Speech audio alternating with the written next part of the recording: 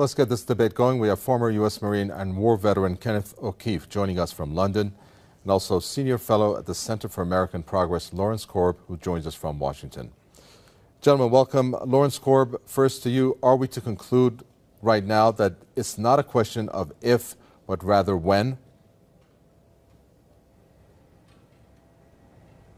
Well, I think so. I think we're talking about very limited strikes that will not attempt to tip the balance of the war, but simply to send a message to Assad and the world that given the Rome Statute, the Geneva Accords, and the international ban on chemical weapons, that they're simply not acceptable to be used.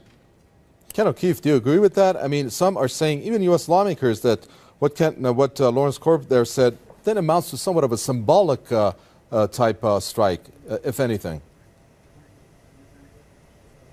Well, I don't agree at all. First off, how is it possible that anybody with any kind of sanity would consider the United States or Britain or the West in general to be in any kind of position to be punishing anyone for any illegalities?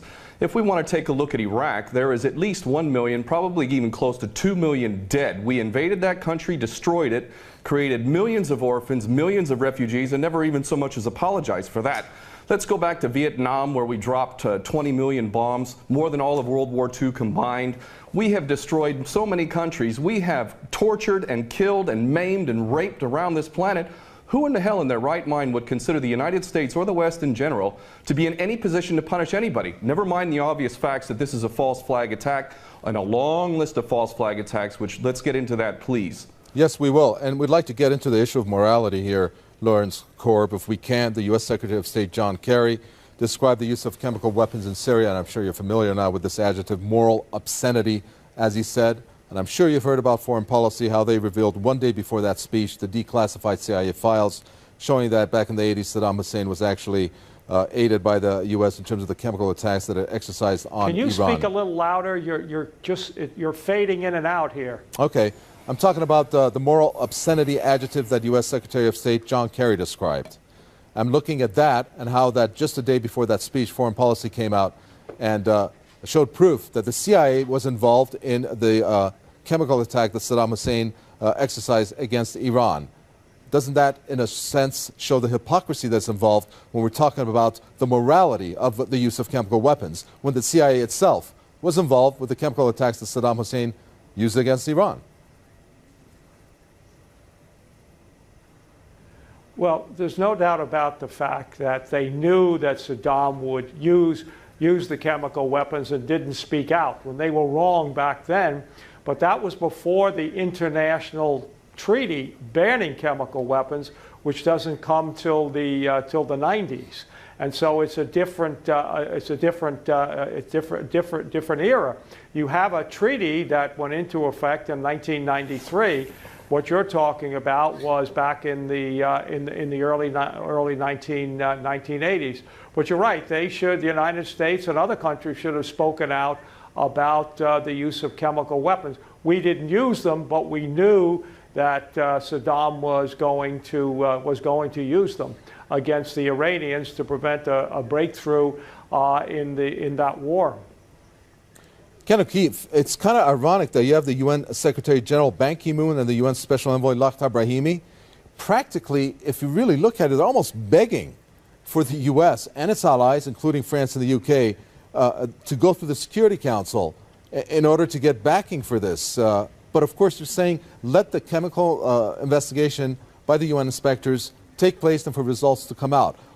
I mean, what does that mean in terms of international law, what the U.S., UK, and France in particular are pursuing here? Well, we don't operate under international law. What we have is the color of law, the law of the jungle, in which the rich and the powerful basically determine what goes and what doesn't go. Iraq is a perfect example of that. Why isn't Tony Blair and George Bush rotting away in a prison cell for the rest of their lives? Because the law is not being applied. These are war criminals and they should be in prison for the rest of their lives, if not executed, if their own rules were adhered to for their own crimes. Not only that, but we need to really understand the truth here. First off, all of these players, these politicians, are nothing more than puppets. They don't serve the people. There is no real democracy. They really serve the rich and powerful who run the world, and that would be the bankers who control the money supply. The bankers, of course, make huge amounts of money. Whether they make bad investments or not, wars are great for them, and ultimately they control the politicians, and that is why we see these policies. Obama and Cameron are nothing more than puppets who read the script, and the script is we need another war. And the reason why we need another war, according to these psychopaths who are running the world, is because more and more people, despite the clueless masses who continue to be entranced by things so ridiculous as X Factor and American Idol, there is larger numbers of people around the world who are realizing the truth and beginning to recapture the capacity to think for themselves. And they can see that these people who are being put in positions of public trust are defying that trust and representing an agenda which they could never speak about openly, because they're nothing more than prostitutes and nothing more than minions for the powers that be. Lawrence Korb, you talked about what was a limited strike. I'm looking at some of the statements that are coming out from the U.S. officials, and they have this particular two that I'm going to refer to said they want to remain anonymous. But AFP reported, if there is action taken, and I'm quoting, it must be clearly defined what the objective is and why, and based on clear facts. Does the U.S. have that right now? Well, again, that's what the president has made it very clear, and the people around him, they don't want to get involved in this war and pick one side over the other. In fact, President Obama has been criticized for not getting involved in this war at all. And what they're talking about are limited strikes that would deal with the headquarters of the people who ordered these chemical strikes, deal with the communications nodes of the people, not the chemical weapons themselves, because that would create all kinds of problems. But they also said, this is the other anonymous U.S. official, that it's going to be more than a single set of military strikes, and the options are not limited just to one day of an assault. It kind of goes against what the U.S. has said. What are we looking at here? There's got to be some kind of clarity coming from perhaps somebody like you from the Center for American Progress that has an idea about what the intentions are behind the strike. It can't be just they're going to go in limited basis, then sit back and have the status quo continue. I mean, is that really, does that sound feasible or logical even? Well, I think their intention, they've got 4 destroyers. Each of the destroyers has 24 missiles, so you're talking about 100 missiles all told. They've been very clear they're not going to use aircraft, and my guess is they will go in and strike the headquarters of the groups that control these chemical weapons, some of their communications facilities, some of the troops that have been involved in this, and basically send that message. Now, if Assad government should decide to ignore that or use chemical weapons again, then I think you would see further strikes. But the intention here is to send a signal that after the treaty that bans the use of chemical weapons, these will not be tolerated anymore. The United States not trying to get involved in this war. In fact, the president's been criticized by some of our allies and people here at home for not doing more. You know, it's very interesting, Ken O'Keefe. I don't know if you caught the presser that Bashar al-Jafari, Syria's envoy to the UN, had earlier, a couple hours back, and he said this is all because of Israel. Israel is actually responsible behind the uprisings from North Africa throughout the Middle East. And this is a push by Israel onto the U.S. to basically go and attack Syria. What is Israel's role in this, Ken O'Keefe? Well, the Greater Israel Project is all about destabilizing surrounding nations, ultimately in pursuit of this dream of Greater Israel from the Euphrates down to the Nile, all the way over to the Eastern Mediterranean. This is the dream of these psychopaths, and so destabilizing governments, creating sectarian strife is all part of that menu and all part of the design to create Greater Israel. So that goes that's self-evident. But I have to go back to what this gentleman is saying in Washington, D.C. about America not wanting to get involved or Obama not getting involved. What are you talking about? We have been arming people directly who are Al-Qaeda. Al-Nusra Front is Al-Qaeda. These people are psychopaths to the worst order. They are conducting suicide attacks. They are gassing people. We know, Carla Del Ponte said in May that it was the so-called rebels in Syria that were using sarin gas, not the Bashar al-Assad regime. No, it was not. We know that the United States president is arming people who are on the U.S. terrorist list. He should be convicted of aiding and abetting, giving material support to a terrorist organization. But then again, you know what? We, the West, the United States in particular, Israel and Britain, are the biggest terrorists on the planet. So our little junior partners in Al-Qaeda, which is nothing more than a CIA database, thus the name Al-Qaeda, this is nothing more than a group of terrorists working together, each playing one different role, but all of them working together for the same goal, which is to maintain this hideous and sick and twisted, unjust world that we have, which is a perpetual state of war.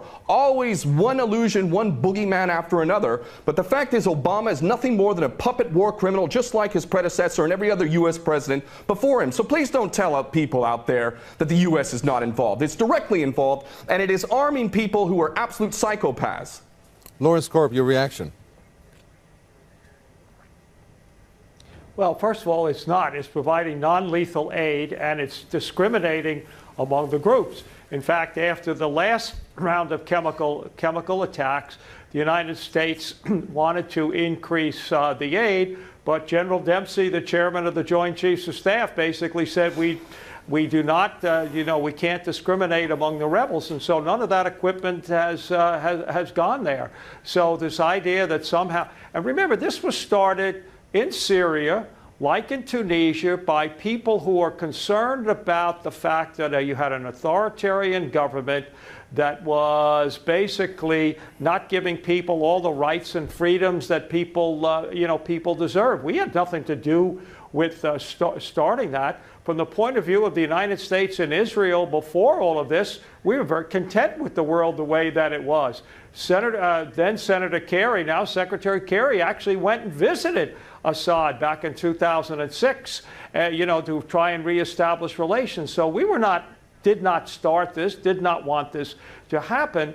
But once it did, and the Assad regime cracked down on these people mercilessly, the international community began, and it's not just the United States. The Arab League, for example, is very, very concerned. The United Arab Emirates concerned. They're providing much more equipment than we are providing to those people. We want to see, and again, President Obama, about a year ago, his only statement was that using chemical weapons, because we know that Syria had them, will be crossing a red line, and they've obviously done that. Now, they're going to present their information here in the next day or so before they take military action, and then I suggest that all of the people who are claiming that it wasn't Assad sit back and take a look and find out exactly what happened. If the Assad regime had not been involved in this, why wouldn't they let the UN inspectors in right away to ascertain? They wouldn't. They waited till 4 or 5 days until the place got cleaned up. They didn't wait 4 or 5 days. That was clear of what happened. They had to get together a safety precautionary measures for the sites to be visited. Ken O'Keefe, there is this defense that the Syrian government is aptly presenting. Walid al-Muallim did that yesterday, and then we had Bashar al-Jafari today talk about how they've allowed the inspectors to go in. But it seems, and why is that? And I'm thinking further, Ken O'Keefe, don't they have intelligence? Doesn't the United States already know who is behind this? It's obvious it's not the Syrian government. Analysts have said 2 possibilities. One, obviously, being the insurgents who have done this, and at a very low scale, perhaps, maybe some low-ranking soldiers of the Syrian army not carrying through orders of not using chemical weapons, but going out on their own, which they've said is a very small possibility of that. Why doesn't the U.S. want to wait, along with its allies, for the inspectors to analyze what has come out and then make an announcement based on that before they move in or attack? Because the United States has never been interested in anything. Ken O'Keefe, go ahead. Has never been interested in anything other than war. The United States is in a perpetual state of war because the bankers control the politicians and they read the script as given to them by the banksters, and they make huge amounts of money off of this. What this gentleman is saying about the United States not wanting war, not wanting to get involved is like Iraq 2.0. It's a repeat of the same rubbish that was said, oh, we don't want war, war is a last resort. That's absolutely untrue. It's a lie. Those that are in government are nothing more than prostitutes who are carrying out the orders of those who are in charge of them, and those that are in charge want another war. And part of that is what we discussed earlier, the Greater Israel Project, to destabilize any Arab regime which might have any kind of autonomy and self-determination. Any regime in the Arab world that is not an absolute puppet cannot be tolerated. And who are the nations that we target? Those that are not puppets. We don't target those like the Saudi regime, which is the biggest human rights violator in that region.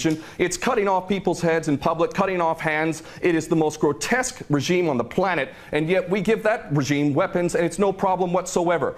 The duplicity and hypocrisy of the United States and the West can't even be measured. It is so enormous. And these mouthpieces, such as this gentleman in Washington, is only doing a disservice to himself and his country. And the fact is that American sons and daughters will get involved in this yet again, and these chicken hawks who are pretending to care about the Syrian people are going to be sacrificing not their own sons and daughters. I would like this man to send his sons and daughters and his grandchildren off to Syria when this turns into a greater conflict, because this is what we're flirting with, is a world war, a third world war. This is not a joke. We are flirting with a third world war on the basis that apparently we care so much about the Syrian people, just like we care so much about the Iraqi people and the Afghani people. The only people that buy this sort of stuff are either bought-off prostitutes or the dumbest of the dumb. And we're also led to believe that Assad is the dumbest idiot dictator on the planet now, isn't he? Because he invited UN inspectors to come in, and he brought them in. On the very day that they come in, he decides to attack his own people 10 miles away from where the inspectors arrive. This is beyond ridiculous, and the only people that buy this, again, are bought-off prostitutes or the dumbest of the dumb. Moving on to another statement, since we're running out of time quickly. Lawrence Korb, it was interesting when Jane Carney said that this operation is not going to be about regime change in Syria. Don't you find that to be a bit odd? I mean, talk about regime change all along, and then him saying that. That has a lot of weight to it. Tell us your reaction when you heard that. Well, that's the policy. Our policy is not regime change. We were supposed to have a conference this month with the Russians to talk about, coming to some sort of accommodation with the Assad regime and the and the rebels. No, I mean, the United States basically does not want to get involved militarily. As I said, the president has been under tremendous pressure, both from our allies and from certain segments of the American population, like John McCain, to do more. And he hasn't. In another country, the Turks are very concerned about what happened, and the Turks are not, American puppets or anything like that. In fact, if something happens there, if the strikes take place, the Turks will be very, very supportive of it. Ken O'Keefe, we've alluded to this throughout this conversation and debate, but there are many who are not buying the U.S. Viewpoints. They're not buying what the UK and France are doing along with the U.S. because they're saying that what the U.S. is saying, limited in scope, is not going to hardly cripple Assad's sizable military infrastructure and forces unless this is a wider scale war. Do you think that's what we're looking at? Well, there's no question that they don't intend for limited strikes, and that's not going to do anything. They want to go in full scale. That's the plan. Of course, they'll use pretext to be able to justify the initial attack, and then they'll concoct more things to justify a greater involvement.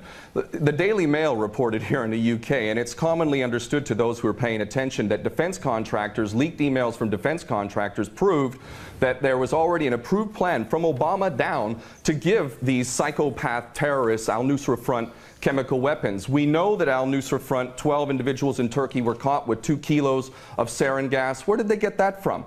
And this is, you know, clearly a false flag. We understand this to be true, and it's the only way that they could justify an attack at all. And I have to say, I'm happy that the gentleman in Washington mentioned Dempsey, General Dempsey of the Joint Chiefs, because I'll tell you what, more than anything else, it is the true American patriots, those who are sick and tired of having given up their life to basically serve the American dream, the American nation, the Constitution that they swore to uphold. It's those military men and women. It's you now. It's coming to you now. Are you a patriot or are you not? Are you going to let your nation descend even further into the chaos and corruption that has been so sick and so twisted that it's destroying American lives as well as the rest of the world, to the tune of 22 American servicemen a day who are committing suicide? Are you going to sacrifice more of your American sons and daughters for Israeli wars, for Zionist wars? Are you going to continue to do that because you are not a patriot? You are in fact aiding and abetting the terrorists you supposedly think you're fighting against.